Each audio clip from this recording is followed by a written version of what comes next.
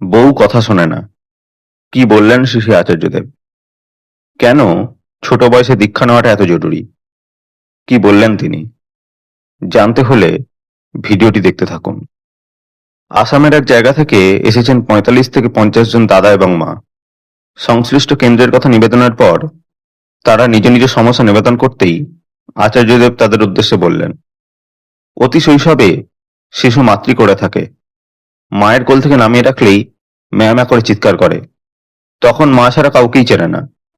তারপর ক্রমে ক্রমে বাবা, দাদা, দিদি চিনতে শেখে। স্তনদুগ্ধ খেয়ে শরীর পুষ্ট হয়। ধীরে ধীরে শিশুটি বড় হয় এবং বৃহত্তর সমাজে গিয়ে পড়ে। ভালো মন্দ সাদা কালো চিনতে শেখে।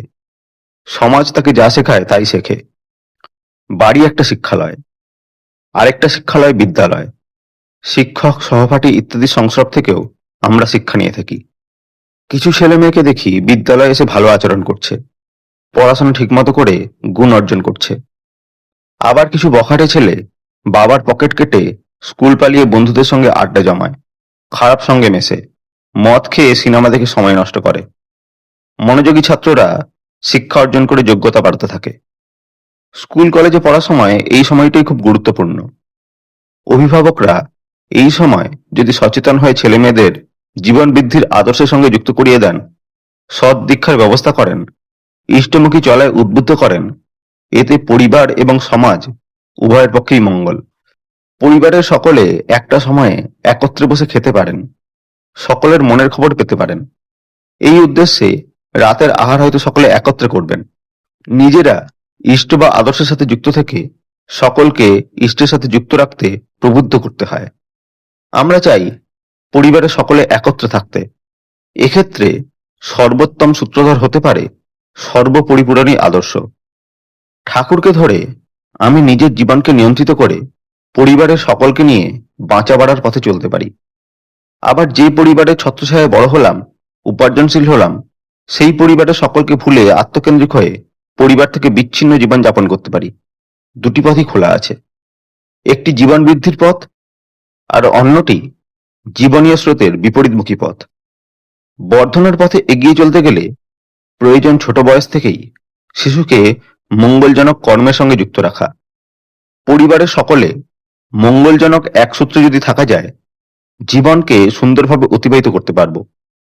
বাবা মা সৎ আচারবান হলে তাদের দেখা দেখি ছেলে মেয়েরাও সৎ আচারবান হয়ে উঠবে। আমরা ঠাকুর ঘরে ঠাকুরকে সাজিয়ে রাখি। আমি বলি, ওই ঠাকুর ঘর কেন? ঠাকুরকে নিজের অন্তরে সাজিয়ে রাখুন। আচার আচরণে, অভ্যাস ব্যবহারে, কথাবার্তা চলাফেরায়, খাওয়া পড়া সব জায়গায় অবিবেকীর বিকাশ হয় না। আদর্শকে পেয়েও ভালো জিনিস আয়ত্ত করতে পারে না। ঠাকুরকে উপর উপর নিয়ে চলার ফলে জীবনকে সমৃদ্ধ করতে পারছি না। আদর্শকে অবলম্বন করে যদি জীবনে সর্বাঙ্গীন সম্বর্ধনা না আসে, তাহলে কি হলো আমার ঠাকুর ধরে? তাঁর ছিটে ফোটাও তো আমার আয়ত্তে আসবে। আচার্যদেবের কাছে স্ত্রীর সম্পর্কে অভিযোগ করলেন এক দাদা।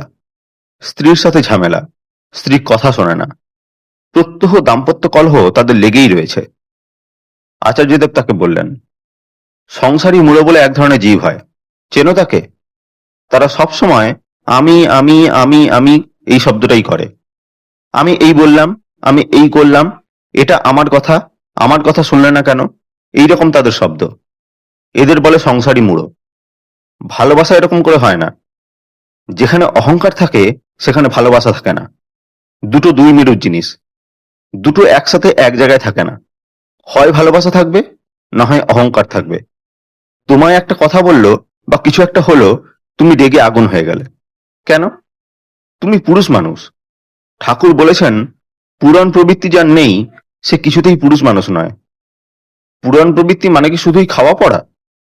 পুরাণ মানে তোমার যুক্তি দ্বারা, ভাবের দ্বারা, ভালোবাসা সাহচর্য দিয়ে পুরাণ। সব অসঙ্গতিকে পুরাণ করে তোলার ক্ষমতা। সেটা যদি না থাকে, তাহলে তুমি একজন পুরুষ মানুষ কি করে হলে? তখন দাম্পত্য কলহ তো হবেই।